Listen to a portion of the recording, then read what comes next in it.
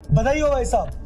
भारत अपना 100 टन सोना यानी 1 लाख किलो सोना बैंक ऑफ इंग्लैंड से वापस भारत लेके आ गया है। The Reserve Bank of India. Reserve Bank of India. The Reserve Bank of India. The RBI has brought back 100 tons of gold from London. तो ये सोना हमने उनसे खरीदा है या भाई साहब गिरवी लिया है, उधार लिया है, क्या बात है? अरे नहीं भाई साहब, अपना ही सोना था, अपन वापस लेके अपने देश आ गए। तो राहुल जी, अगर अपना सोना था तो उधर क्यों पड़ा था? और अगर उधर पड़ा ही था तो वापस लाने की क्या जरूरत आ गई?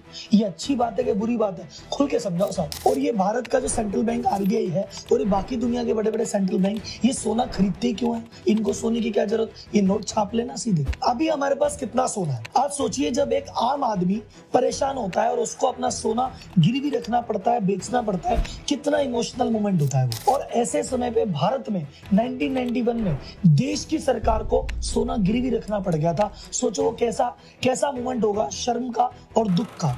और उस मोमेंट के बाद से लेके अब तक भारत ने क्या प्रगति की है, सोने का खेल तब से लेके अब तक कैसे पलट गया है, ये सारी बात करेगा आपका राहुल। तो जनता जनार्दन की जय बोल के RBI, बैंक ऑफ इंग्लैंड और सोने के पूरे कनेक्शन को डिटेल में समझते हैं।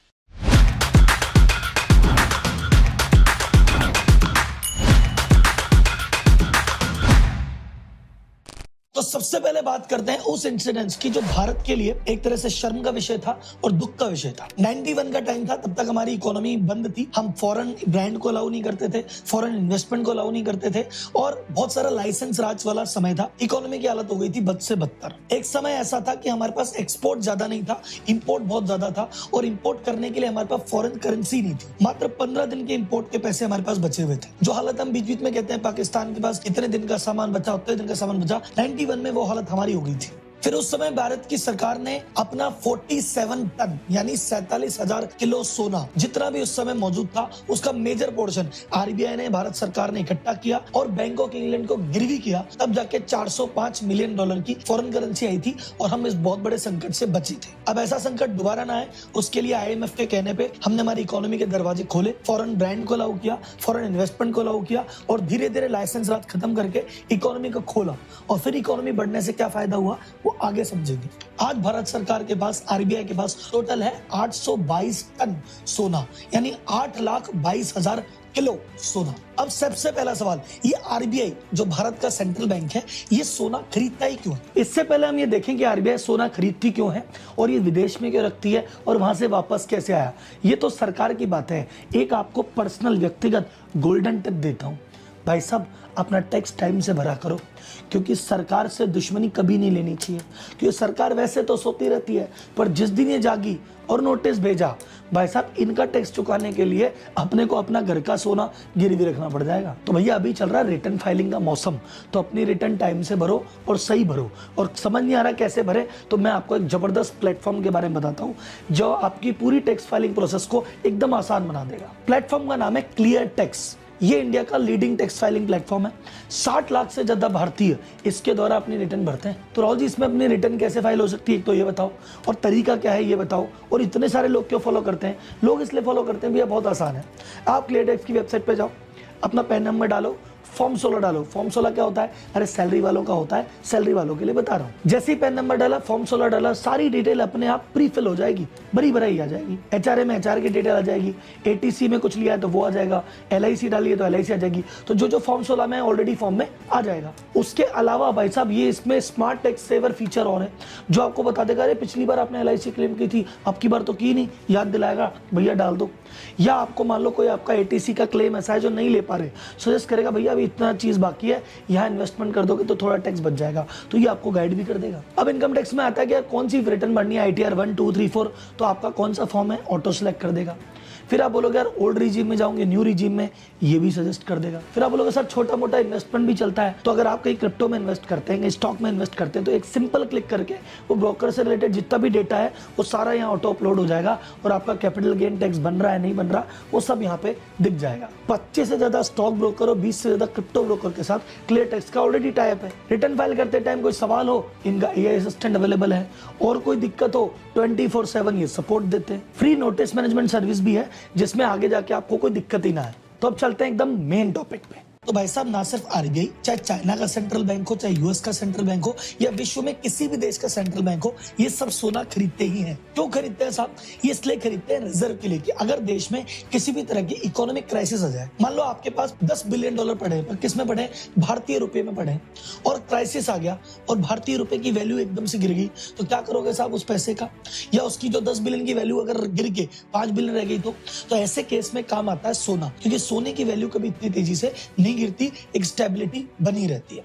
और इमरजेंसी के टाइम में करेंसी काम आए ना आए, क्योंकि आपने देखा था जिम्बाब्वे, कई बड़े बड़े देश ऐसे हैं, जब करेंसी का डिवैल्यूएशन हुआ तो लोग बाग गड्डियां की गड्डियां लेके जा रहे हैं और उसकी वैल्यू कुछ भी नहीं है। एक पूरा बोरी भर के आदमी ले जा रहा है और बदले में एक ब्रेड मिल रही है। तो करेंसी का तो डिवैल्यूएशन हो सकता है, सोने का डिवैल्यूएशन नहीं होता। इसलिए रिजर्व के लिए, इमरजेंसी के लिए सोने का एक गोल्ड रिजर्व रखा जाता है, और लगभग हर बड़े देश की इकोनॉमी, हर बड़े देश का सेंट्रल बैंक इस रिजर्व को मेंटेन करता है। और विश्व के सेंट्रल बैंक कितना गोल्ड रखते हैं, इसका अंदाजा आपको इससे लगेगा कि अब तक विश्व में जितना गोल्ड माइन हुआ है उसका 17% विश्व के सेंट्रल बैंक ने खरीद रखा है। तो अगर मैं सोने के सिक्कों की बात करूं तो हर छठा सिक्का देश के विदेशों के सेंट्रल बैंक में पड़ा है। तो जी अगर हमारे पास इतना गोल्ड है तो ये विदेशों में क्या कर रहा है? बैंक ऑफ इंग्लैंड में क्यों पड़ा था? सर जी, भारत के पास इस समय है 822 टन गोल्ड, उसमें से 413 टन जो गोल्ड है वो भारत के बाहर है। तो सर ये बाहर क्यों रखते हैं?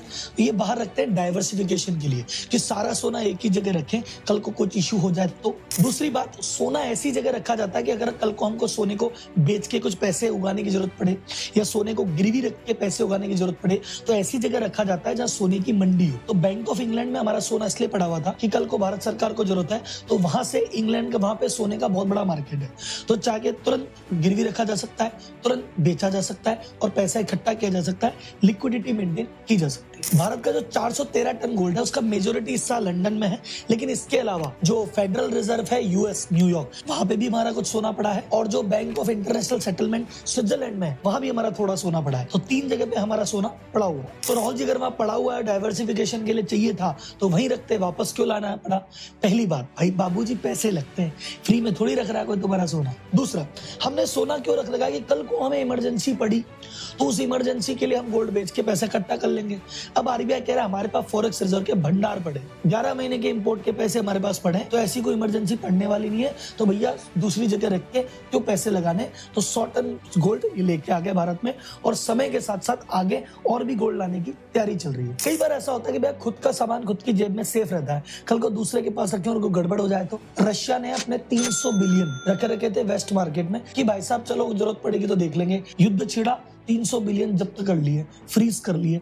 रशिया खुद के पैसे के हाथ नहीं लगा पा रहा। अफगानिस्तान में जैसी तालिबान की सरकार आई, अफगानिस्तान के 7 बिलियन यूएस में पड़े थे, यूएस ने फ्रीज कर दिए कि जब तक तालिबान की सरकार है हाथ नहीं लगाने देंगे। तो अपना पैसा अगर किसी और के पास पड़ा हो, कब्जा ने जब्त कर ले, ऐसा नहीं बैंक ऑफ इंग्लैंड हमारा सोना जब्त कर लेगा, लेकिन हमारा चीज हमारे पास रहे तो बढ़िया है ना यार। तो जी कितना लाए और कैसे लाए? 1991 के बाद सबसे बड़ा ट्रांसफर हुआ एक तरह का, 1 लाख किलो सोना एक विशेष प्लेन में भारत लाया गया है और लाने की तैयारी चल रही है।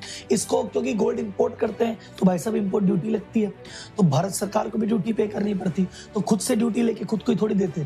तो पहले इन्होंने एग्जम्पशन अप्लाई किया, जो गोल्ड आया इस पे कोई भी इंपोर्ट ड्यूटी नहीं लगी है। और भाई साहब अब की बार तो एक विशेष प्लेन में लाया गया है, इसको बड़ी सेफ्टी और सिक्योरिटी से लाया गया, और भारत सरकार, आरबीआई, बैंक ऑफ इंग्लैंड और बाकी जो भी लोकल अथॉरिटी है सब संपर्क में थी। जब हम गोल्ड गिरवी रख रहे थे 1991 में, बड़ा इंटरेस्टिंग किस्सा हो गया था। 47 टन गोल्ड कुछ भारत सरकार से लिया गया, कुछ आरबीआई से लिया गया, इनको ट्रकों में भरा गया और ट्रक को भैया एयरपोर्ट भेजने की तैयारी की, भैया एयरपोर्ट में जाएगा, और बीच रास्ते में टायर पंचर हो गया।